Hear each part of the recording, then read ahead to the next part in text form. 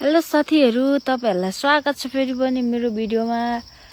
म चाहिँ अहिले के भन्दाखेरि म चाहिँ बारी हेर्न आएको छु हो। मौसम चाहिँ एकदम दामी छ क्या, तर गर्मी छ। म तपाईहरुलाई देखाउँछु ल। कस्तो राम्रो भ्यू देखिरहेको छ हो। यो चाहिँ हाम्रो मकैबारी।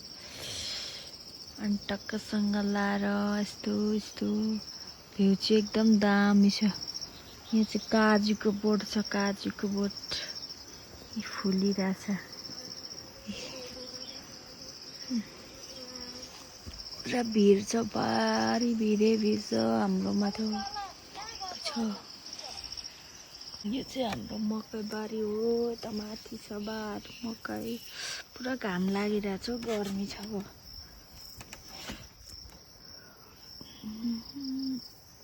पानी चाहिँ कति साह्रो परेको हो का। बिहानी पनि पर्छ, साँझमा पनि पर्छ हो। पानी परेको त पानी पर्ने सिजनै भएर हो कि क्या हो।